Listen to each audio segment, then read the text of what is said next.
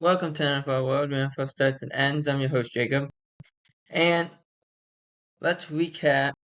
Let me get this up here.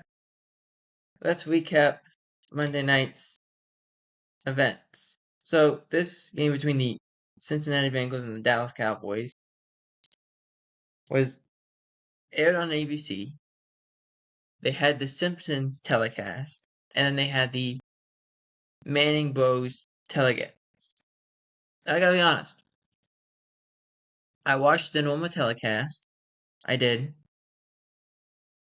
And we saw in the beginning, I think, what everyone thought the game was going to really be, which was Dallas's ability that they were just going to force feed CD Lamb, and they were going to try to force the run game.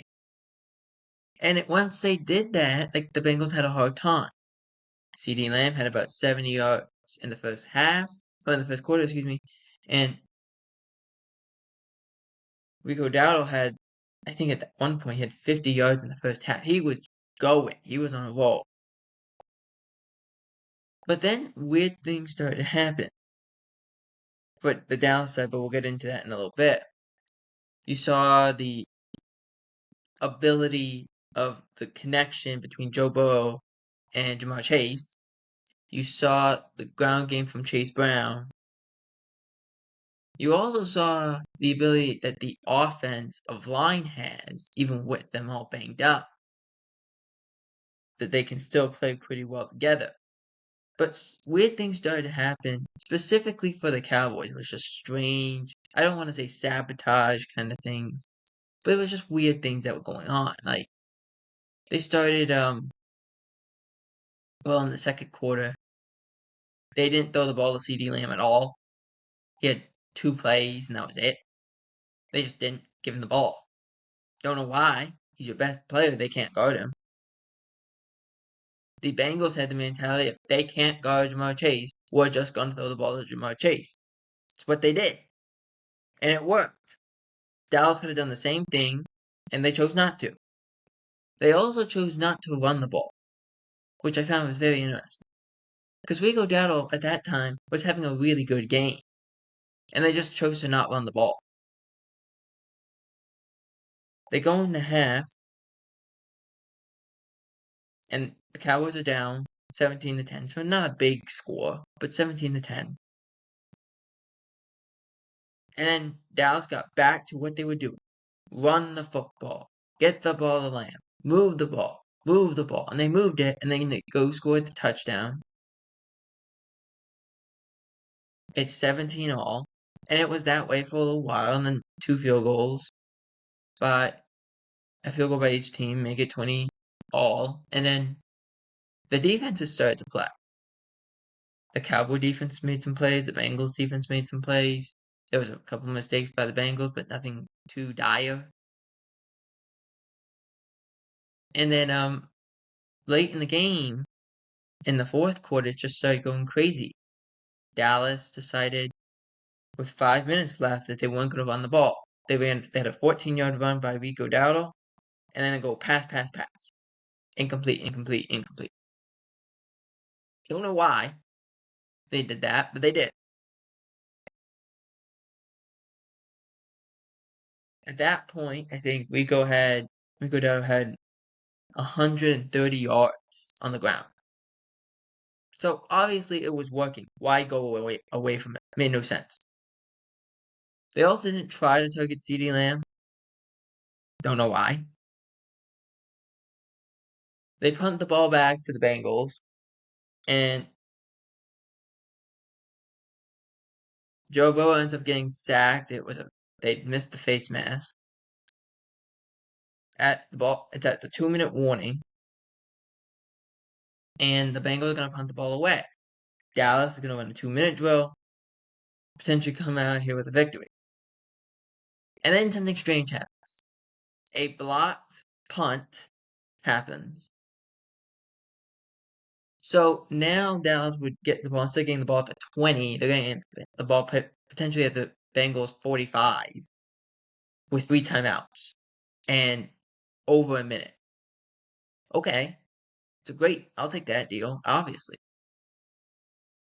And then Amani, or Warrior, who's a player who's been in here for the Cowboys for a good portion of the year. He was injured, but came back for this game. But has been in the NFL for 5 years. Makes the worst mistake you can make as a special team. And he should know this because he was not a high draft pick. If there's a blocked punt, you can't touch the ball as a punt return team. You can't touch it. Don't touch it. Just let it die. Because if the Bengals touch it, the ball is at the 40, 45-yard line, and you're good. Instead, they touched it. Now, the rule states, if you block a punt and the ball doesn't get beyond the line of scrimmage, the defense team can grab it, and it won't count as a muff. That's the rule. But if the ball exceeds, it goes past the line, it's a fair ball if the defender touches it. That's what happened. Owarie touched it, muffs it, Bengals player recovers it. He doesn't have to get the first down. All he has to do is grab the ball. And that's what he did. And the Bengals get the ball back. Now, Dallas did make the right choice. Jamar Chase catches the ball, scores the touchdown. You still had a minute left with 3 timeouts. Okay, great. You throw the ball to CeeDee Lamb, who's across the middle. You burn the timeout. So now you got 2 timeouts around the 50-yard line. Okay, great. I'll take that chance. You didn't get past the 50. You took a bad sack. You had some incompletions. You nearly threw a pick. And on the final play of the game, CeeDee Lamb is wide open, and Cooper Rush don't want to throw the ball.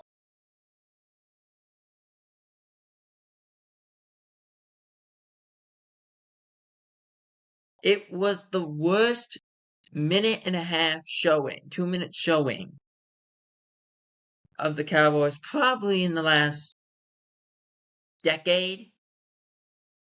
Now you think, well, wait a minute, this happened before. This happened in 2021. I agree, it did. It did. Because I actually saw it on Twitter. And I'm like, oh yeah, I forgot that. Yes, it did happen. But here's the difference. That game was against the Denver Broncos. And for whatever reason, you could not win that game. There was nothing you could do. You couldn't do anything. The same situation here. You couldn't do anything.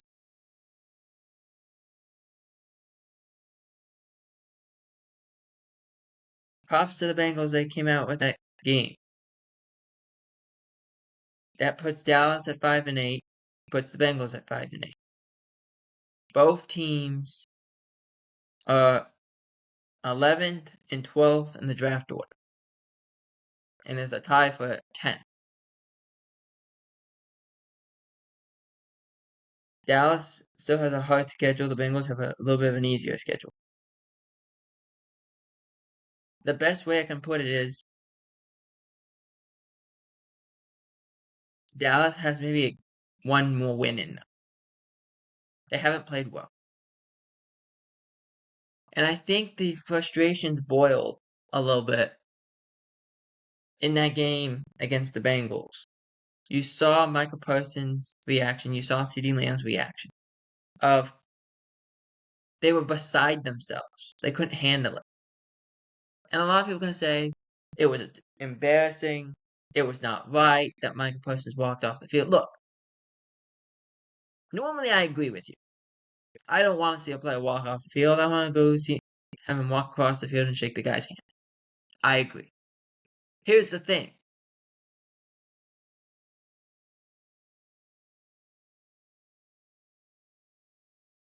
The passion that Micah had, he bought into what the Cowboys and the coaching staff was selling.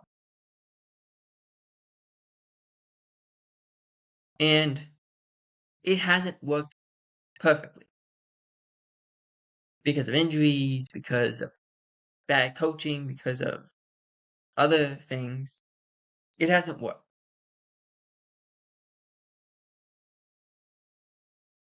But I will say this.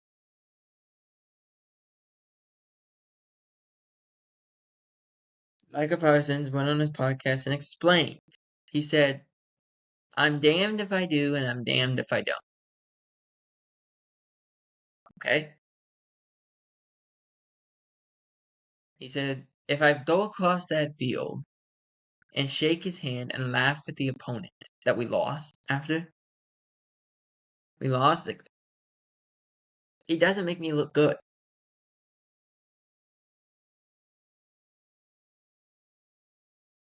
And that's kind of what it is. But if I don't, I'm damned if I don't. I wouldn't be surprised if the NFL fined him for it. But I do respect him doing it. Because it was upsetting. Look, your team had a chance, as slim as it was. You had a chance. Doesn't happen. And it honestly goes and shows, that game showed you the reasons you couldn't bring back Mike McCarthy. That was the reason. Was the first quarter looked great. It looked great. You looked good. And then you just got away from throwing the ball to CeeDee Lamb and got away from running the ball to Rico Dowdle. And then you get into halftime. You come out of half and you say, we need to run the ball. And then go pass.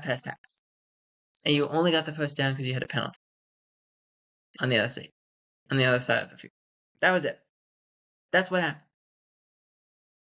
So it's really frustrating to watch this coaching staff.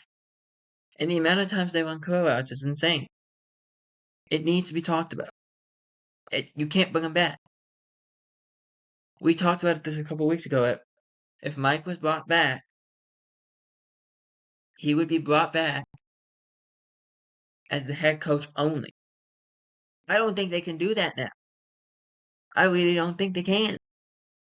Because it's not a good enough team. It's not a good enough team. The injuries, they're bad. But it wasn't a good enough team to start with. They were destined to fail. It doesn't work. The worst part of this for the Cowboys is the injury to DeMarvion Overshown. DeMarvion Overshown, it was confirmed yesterday, tore his ACL, his MCL, and his PCL in his right knee. He was contesting a block. One of the offensive linemen of the Bengals bailed into his knee. Accidentally, it was not on purpose.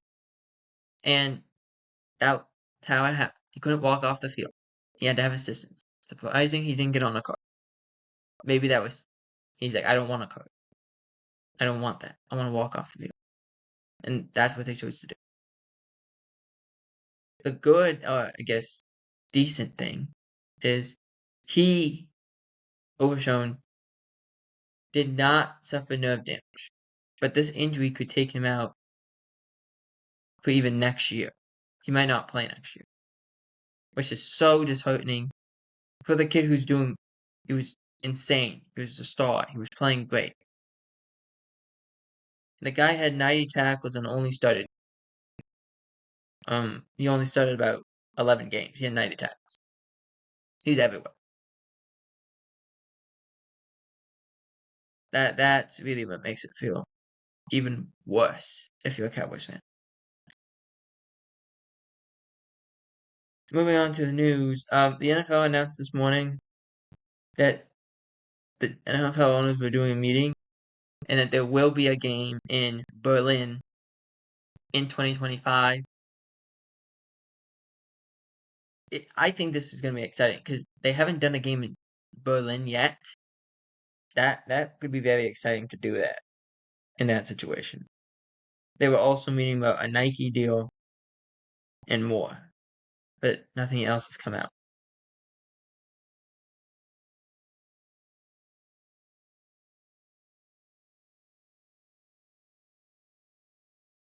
Let's see what else.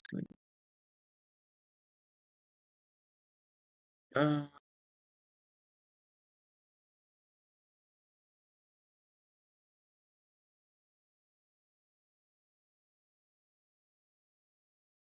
mm, mm, mm.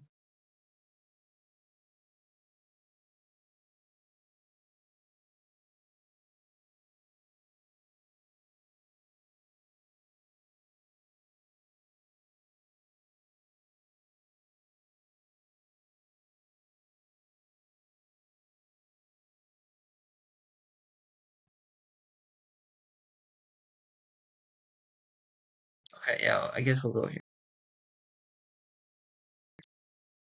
So the Patriots going to New England here. The Patriots have released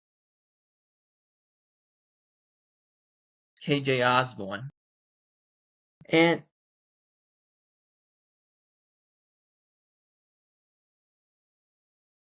you say, well, why on earth are they signing KJ Osborne? Or releasing KJ Osborne? Number one, he only played in like 7 games for them.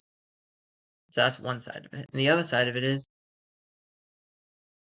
he didn't fit with what they wanted to do.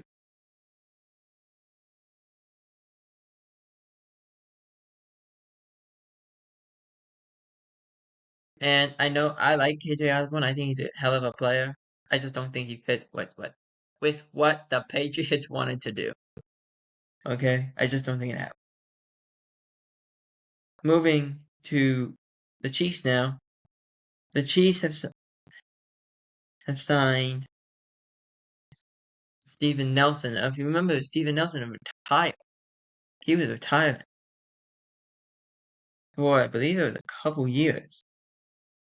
With the depleted secondary, they're bringing back Steven Nelson.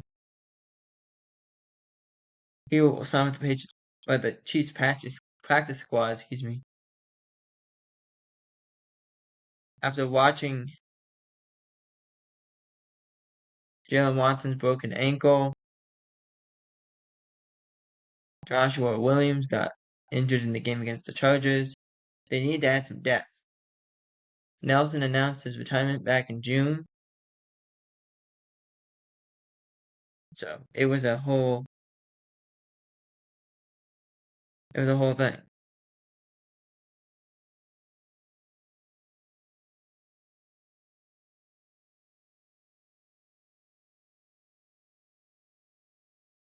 But again, you're not doing this because, oh, everything I have a chance to win a Super Bowl. I mean, that's part of it.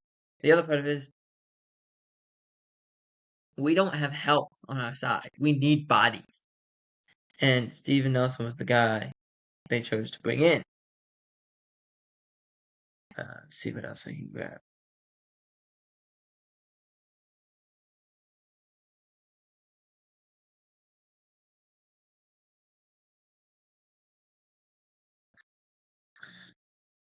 Buccaneers sign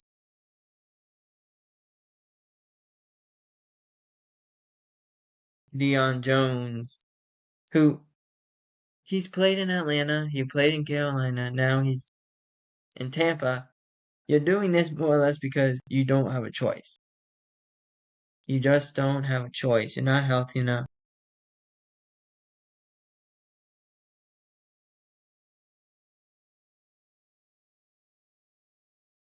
You're not good enough. And with the injuries and all that stuff, bring guys in, see what you can get out of them.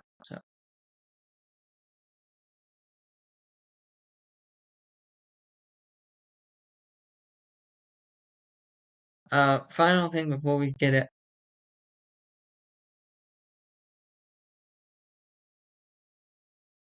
before we go and do the Week 15 games here.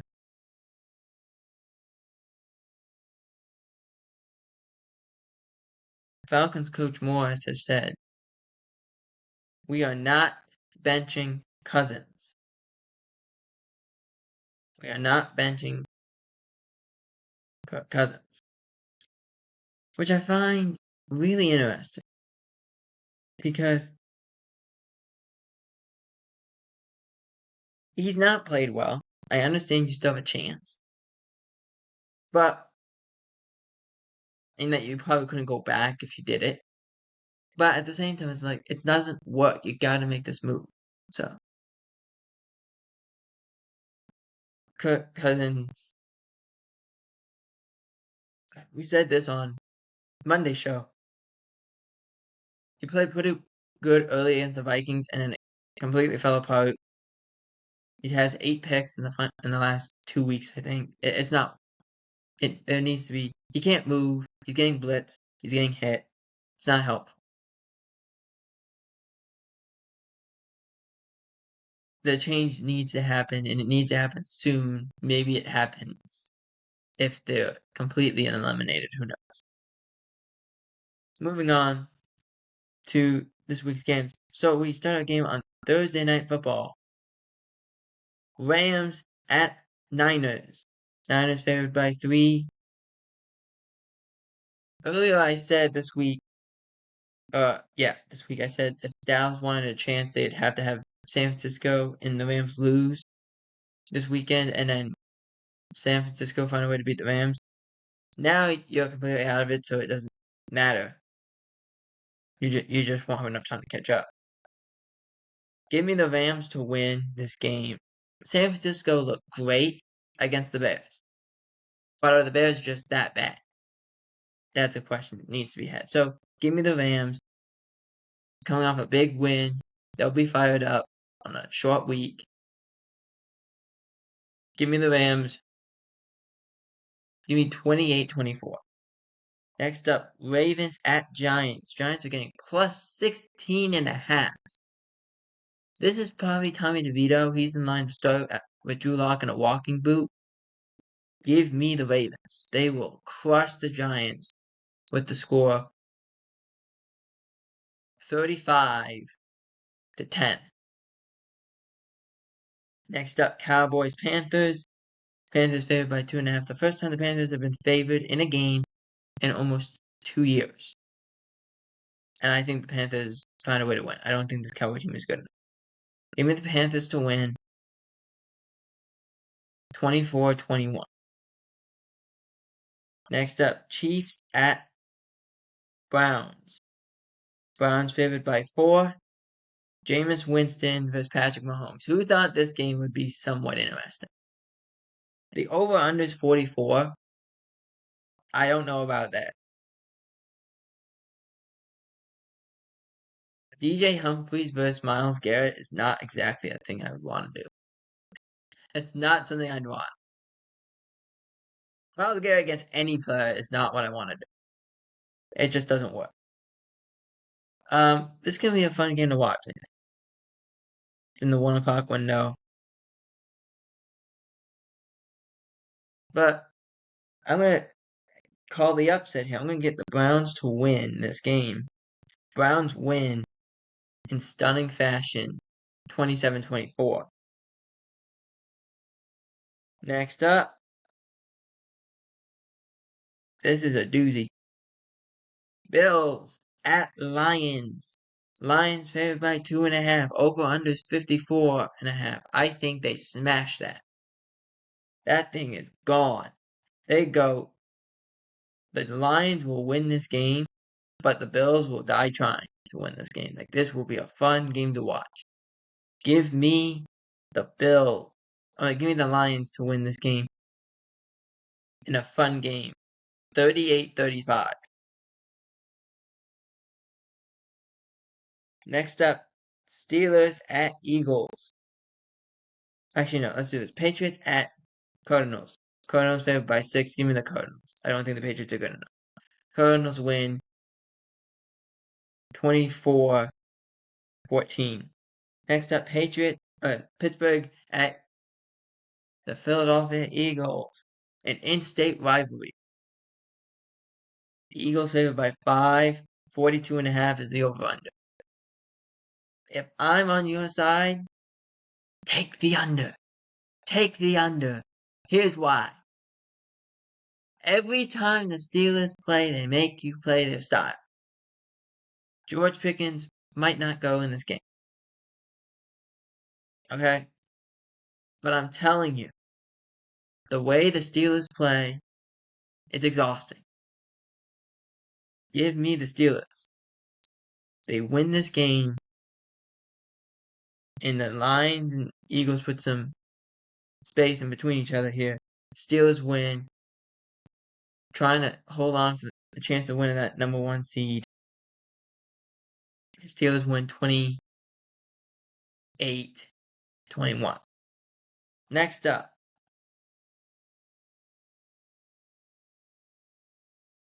hang on, let me just make sure I got. Actually, no. Yeah, next up, Tampa at Chargers. Chargers favored by 3, coming off the loss against the Chiefs. Lad McConkey, we don't know his status. And Tampa's defense has struggled in recent weeks, but it's been better at times. So I'm still going to take the Chargers to win, but I wouldn't be shocked if Tampa. But I'm going to have the score actually remain low, 28-24 Chargers. And that is it for NFL. Let me know in the comment section who you got winning this week. And also, do the Lions lock up the number 1 seed in the NFC? For NFL World, I'm Jacob Hebert.